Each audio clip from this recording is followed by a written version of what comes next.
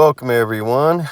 Today we're going to do an edit on a blue hour photo here that I took in Grand Teton National Park at Oxbow Bend. So I did a 5-shot. You see down here on bottom here, I did a bracket of 5 images, 0.3 EV between each images. So as you see, it gets darker to brighter in the sequence there at the bottom. So I put it in the Lightroom here. First thing I'm going to do is go in there, enable chromatic, get rid of that. That's the first thing I always do with my images. You see I got all 5 highlighted here. I'm going to sync my settings. So I'm going to go up here to auto, click on that, do a little rotation. I'm sure it looks a little off. I'm going to fix that. I think that's looks pretty good, about right. Might be good right there. It's a little high on one side. Let me adjust that a little bit more. All right, there we go. Okay, so got adjusted. Now I'm going to sync all my settings for all 5 images.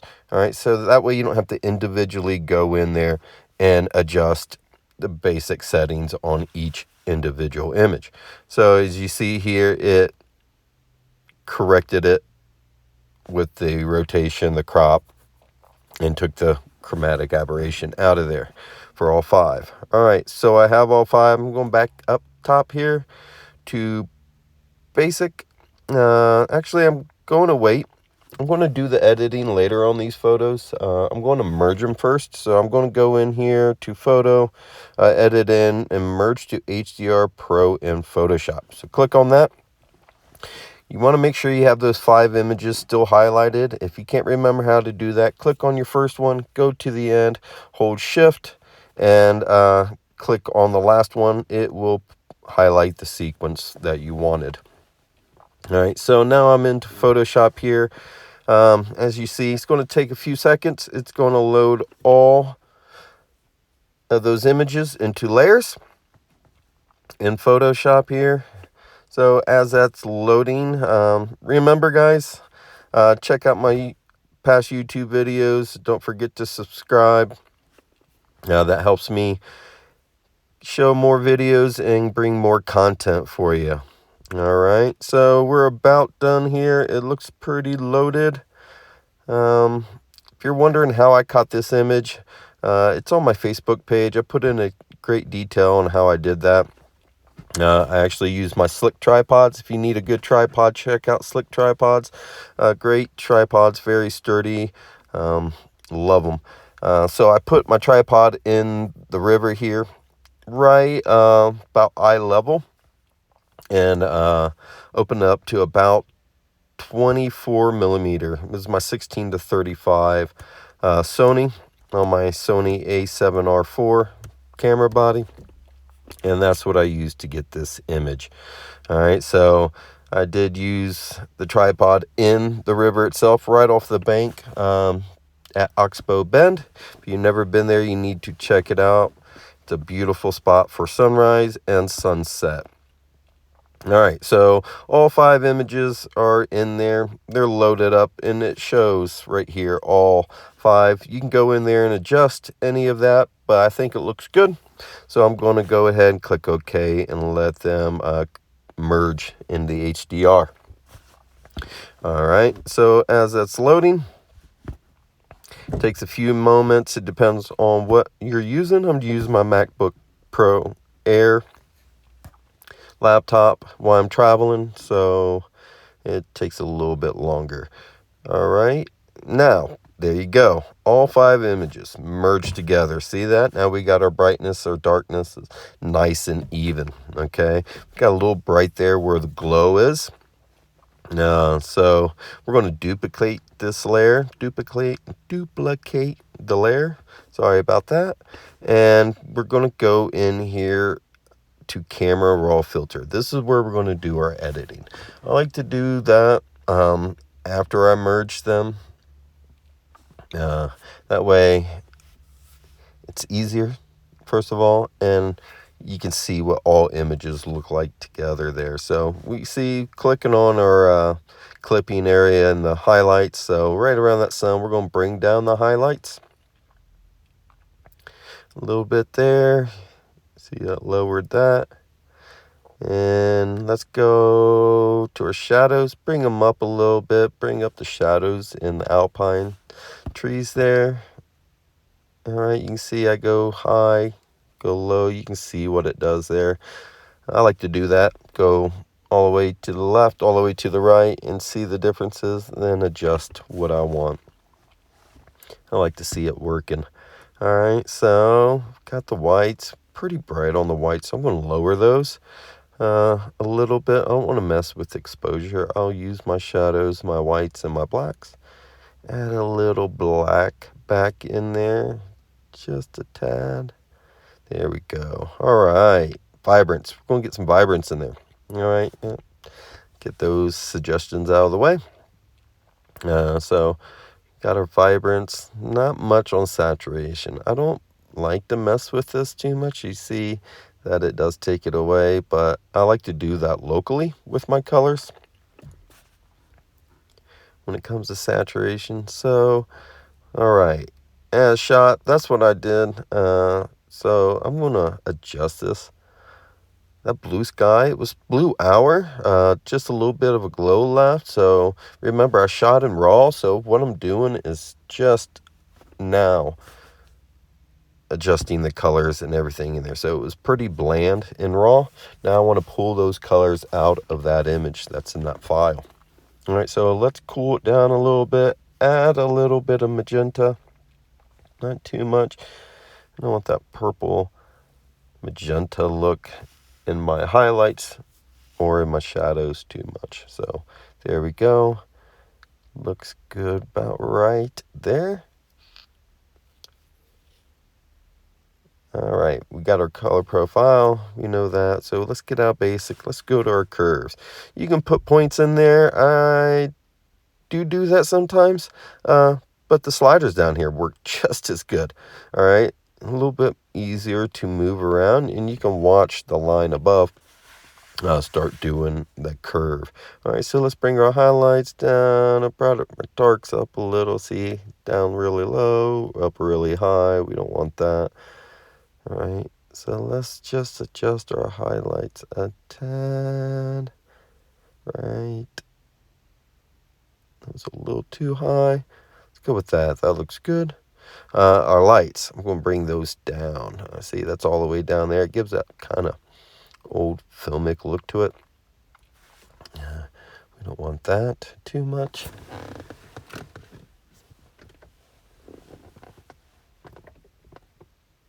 There we go. We'll bring our shadows up, now down. There we go. So you see what it looks like. We're going to bring it down a little bit. All right. Got our shadows. Looking good there. All right. So let's get out of curves. Our geometry here. I'm actually going to hit the auto there. I think it's a little crooked still. So let me adjust that again. Rotate.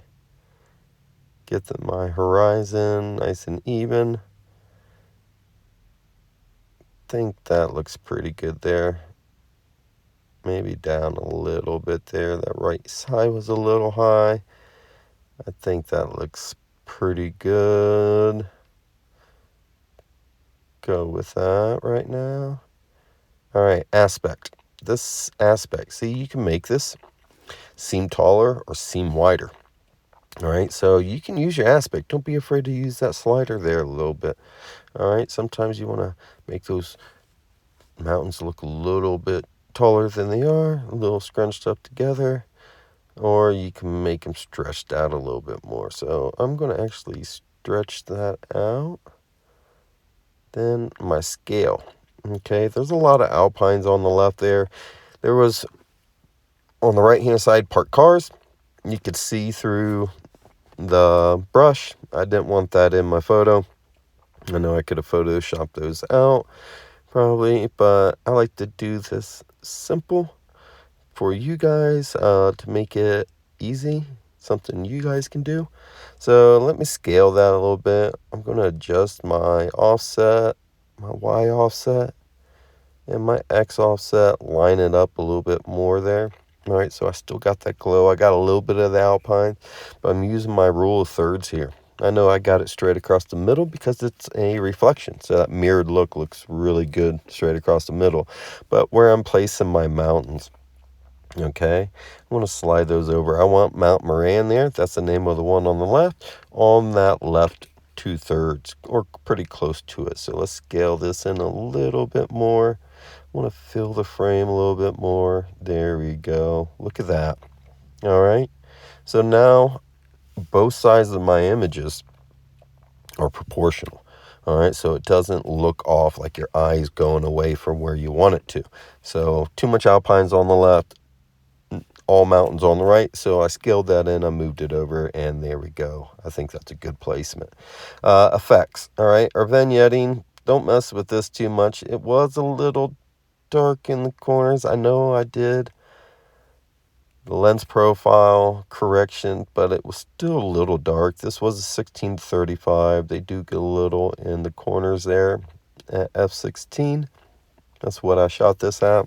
So let me brighten up those corners a little bit. I want this to be more even of an image. I don't want my left side to be darker than my right side, or my corners darker than my middle right there. So let's even that out. Now I'm going to go into my color mixer here. All right, this is where I do more local adjustments on my colors. So my yellows, they're very bright there. So I can use this pointer. So it tells me what the actual color is, and you can slide it left and right with your mouse or up and down, and it adjusts the sliders that color is. As you can see, it is moving the yellow and the green, so there is some green in there. So I'm on the hue right now. I want to change the hue of that yellow, get that green color out of it. So you see I put the yellow, it put the yellow more towards the orange and the green more towards the yellow, and I like that. Now my oranges, I want to move a little bit more on the orange side hue, away from the yellows, and my reds more towards, you see the reds, I don't like it up there, then towards that way as that green back. So let's put it about, not too much, I don't like to change this too much on my reds, so let's do that. Now my saturation. All right, take the red saturation. You see there is some reds up in that line. That was horrible looking, so we will leave that alone for now. Let's get my yellow. See, I don't want to get that too bright. I don't like the oversaturated look. A lot of people, when they first get into photography, they slide these saturation sliders way to the right, and it just doesn't look real. So I like to make it look like the colors, what I seen. So I don't go overboard with the saturation too much. I like my natural colors. All right, so I do want to get some of that green back out of there. We'll go there a little bit. Blues, I want to get my blue sky back. It was blue. It was blue hour. So let's get the blues in there. I don't want it too much, but I want that natural looking blue sky at blue hour. So we'll change that just a little bit here. Aquas, no aquas. So let's leave that. I'm going to leave my blues. The purples, you see that purple line up there? There is some purples in there, but that's horrible. I want these nice blended from bright to that dark. You see the magenta line. There it is. It is in there too, but I don't want it too crazy. All right, so I'm going to lower that down. And see them together. It kind of puts that rainbow effect up there. I really didn't see that. So I know it's there, but we're going to lower it a little bit more. There we go. Get that magenta. Now I'm just kind of playing around with those colors. I want to get them nice and even. There we go.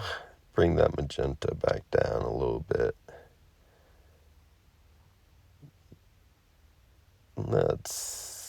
I think that looks pretty good right there. Put my blues back up now.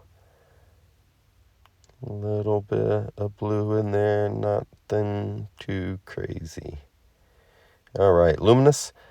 I don't mess with this. You see what it does? I don't like it.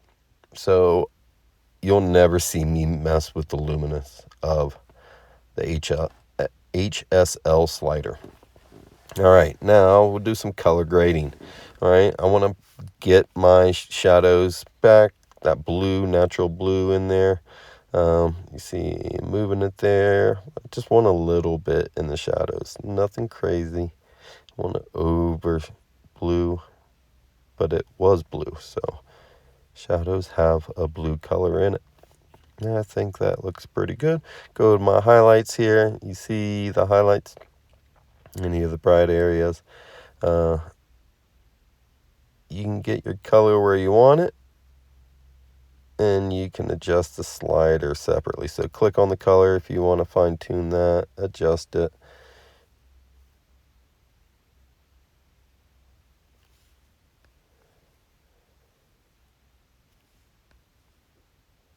And get some reds in there. This is your saturation line. You see it follows that white line.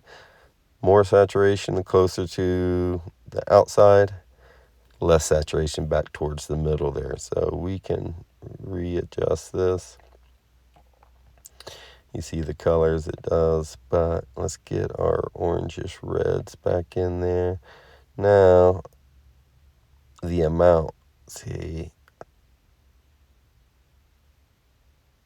we can use this slider, how much I want that shadow amount of blue in that shadow. So our darks and our lights, that is the brightness of it.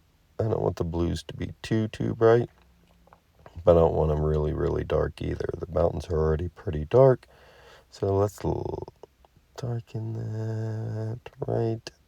There we go, a little on the lighter side. That's pretty bright. Let's go back down here. I think that looks good. And my midtones. Sometimes I don't mess with this too much, but I want you to see what it does. And let's darken up those midtones and add, see, that's the adjustment of the midtones. I want a little blue in there. I like the blue in the midtones. It gives me back my blue skies. And we're going to make it brighter. Yeah, a little bit. No, not, yeah, just about right. A little bit back on my shadows here. After I mess with the midtones, I want to adjust this and brighten up. No, it's too dark. Let's go with that. You see we're clipping up there a little bit. If I darken that up, it really doesn't do too much. But I want to slide that saturation back. Too much. Trying to fine tune it here. Not quite sure what I want. There we go. A little bit more fine tuned. Now our clipping. We got to get rid of this. Don't want it clipping that much. So let's go back into our curves here and adjust our highlights. You see it's bringing it down. Now the clipping is gone. That's what layers does. So let's go to our lights a little bit more. Too bright. And bring up our shadows. Right there. Not too much. Adds a lot of noise. So let's go back down. There we go. Bring our highlights back up. There we go. Got the clipping. Go back with our lights. We can adjust that. And we go into our local. We're going to do more local, so let's put a linear gradient, or we can do by range. So let's do luminous range. We'll click on that luminous range there. It's going to highlight it. If you show luminous map, it shows where it's really bright. So we can adjust the slider, localize it more to that area that was super, super bright, that was clipping in the histogram up top. And let's go down here. Turn off the show luminous map. I know where it's at. And we can use our highlights and exposure slider. So let's just exposure down a little bit. And bring up the saturation a tad. Not too much. We got that.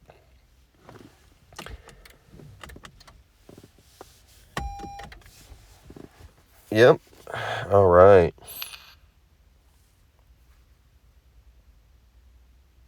I think that looks pretty good there. That's with that exposure. I think that's pretty good. So let's create a new mask. No, not yet. Let me get my whites back there. Add a little bit more up. Back to clipping too much.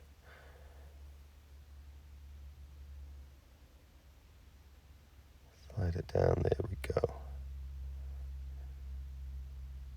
I know it's just the reds.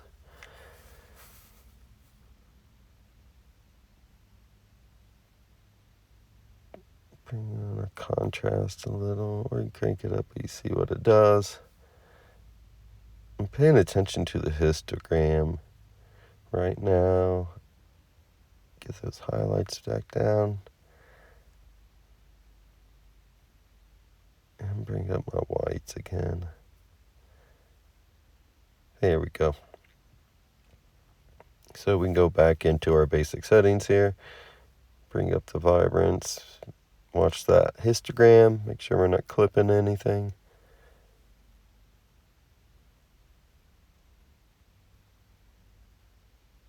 You can hit auto, and that's what it does. Or you can go back. That's what I did. Right there. It helps show you where it's at if you want to. But I turned that off. Alright. Gonna do a little dehaze here.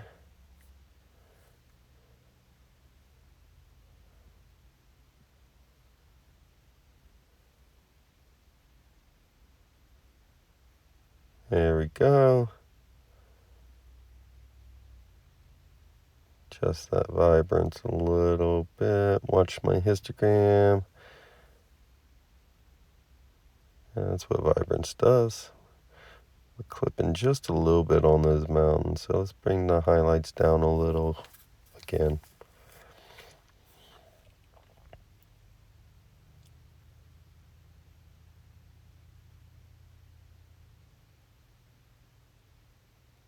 There we go.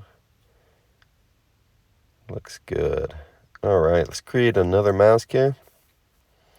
Going to go in with our brush.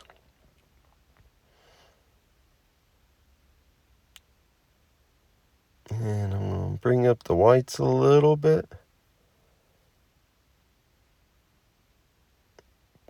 Enlarge my brush a little. I want to bring out that edge. Kind of feathering it in a little bit more. Lighten it up, which will feather it in. There was a little bit of a harsh line there between the blue and that orange. So I want to lighten that glow up on the edge. So mess with the saturation there. Do that. Highlight around the mountains. Both sides. You know, it is a mirror image because of the flat river. The water was really flat in the Snake River, so let's create another one, do another brush. I like to do individual brushes for everything I do that way. If I don't like it, I can always go back and change that without changing a whole bunch of things. Alright, so bring up the shadows and the highlights a little bit in these mountains and the trees there, the alpines. And there we go.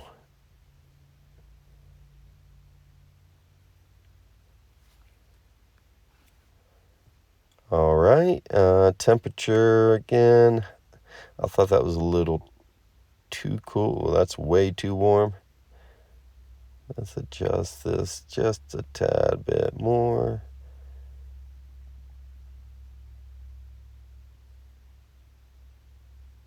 Back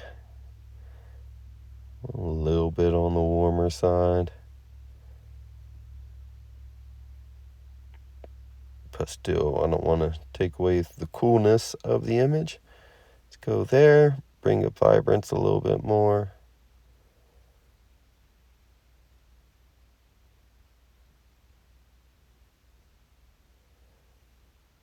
You see, I don't mess with the saturation slider. I do that, like I said earlier, locally. Use it at HSL, the color mixer there, more. So you don't see me mess with the saturation too much here. Might be one or two. That's about it for the overall image. I like to do it more locally, but we're going to leave that at 0. And zoom in here. I want to see edges look good, still look sharp. Beautiful. All right, we're done with that. Okay, so it's going to get us out of Camera Raw. Now we're back into Photoshop. And you're going to see my background layer. There it is. All right, so you've seen the original and edited. Original, edited. Okay. There we go. That's the difference.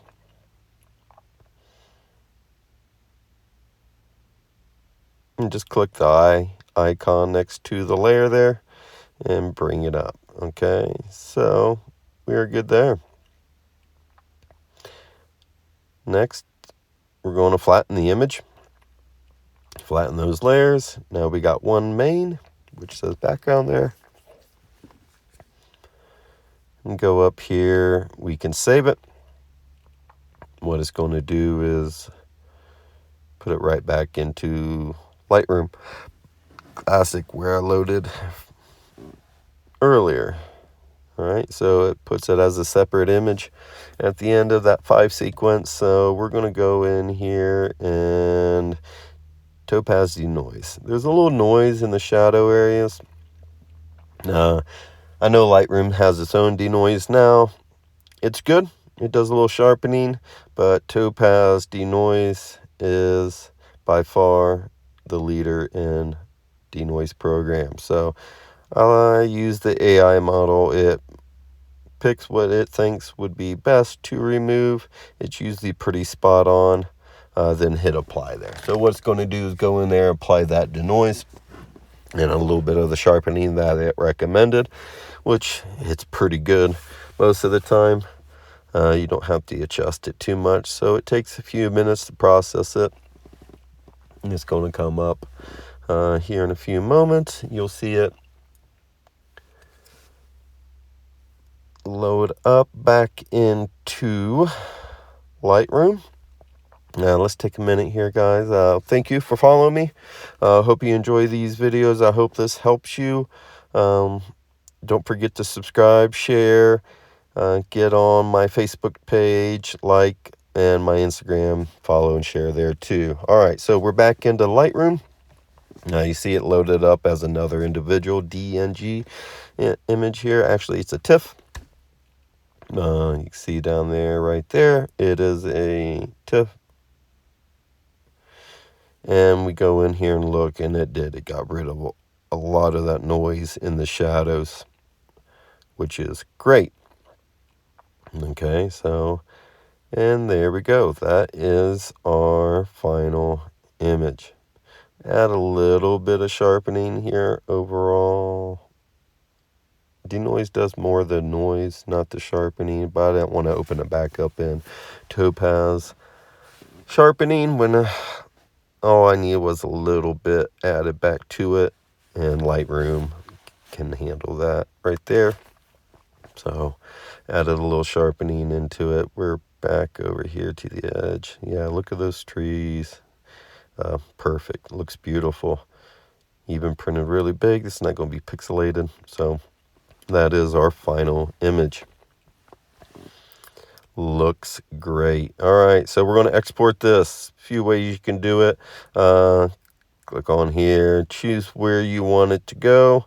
I'm going to put it back in my print files, PSD, as a PSD file.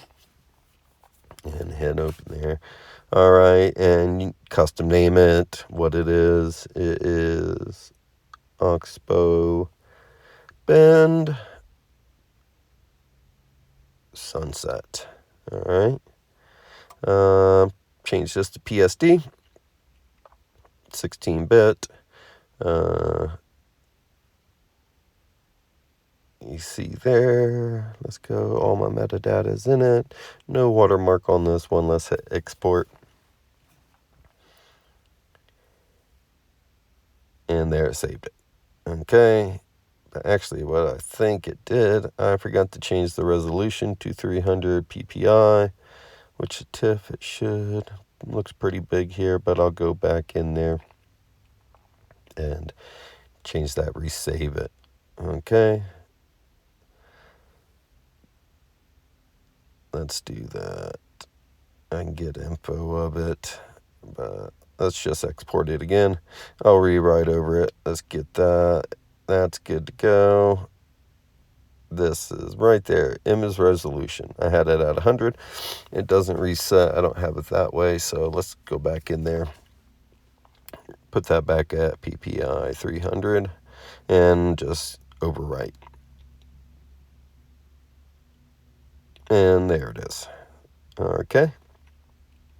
So we have that. And you can export it other ways. As a JPEG, social copy. So I want to add my watermark to it. I can share it online. You can burn full-size JPEGs, do a DNG, email, all that good stuff. But I'm going to export here. I'm going to choose a different file. I have a social media file where I put all my stuff that I use for Facebook and Instagram, which is a lower resolution. Keep people from using my images without permission. So I'm going to add social to the custom name here. And I'll go down to file settings, change this to JPEG, resize to fit. Always do it smaller, 1920 and 72. Okay, and that's what it's great for social media, using for your Facebook, Instagram, Pinterest, all that. Quality, I'll bring it down to 90. That way, if anybody tries to take it or enlarge it or anything, and they won't be able to. They'll be able to view it on their phone, but anything bigger than that, it'll just be pixelated. And I always put my watermark on there. Okay, so how do I do it? You can edit watermarks, add your logo, which I already did, and change the sizes. Okay. You make it big, put it in the middle, put it in the edge, put it all over the place. As you see, I'll place it here and then save it.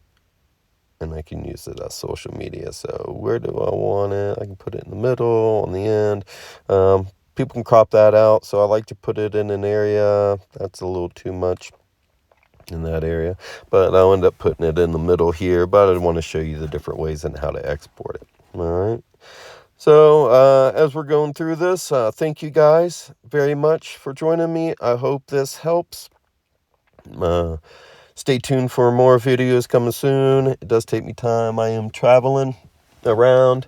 I'm in Wyoming right now. I will head down south. I have a workshop in Georgia for the fall colors in the Great Smoky Mountains. So if you want to join that, I have a few spots left. Let me know. Then I'll also have one in White Sands National Park in New Mexico for the winter in December, beginning of December. Perfect weather, still 60s during the day, pretty chilly at night, but our beautiful sunset and sunrises there are amazing. So if you want to join any of my workshops, just go to www.chadsawyerphotography.com. Go up to the top area, you can see where it says workshops and courses. Click on that and you can read all the details and go ahead and book your spot.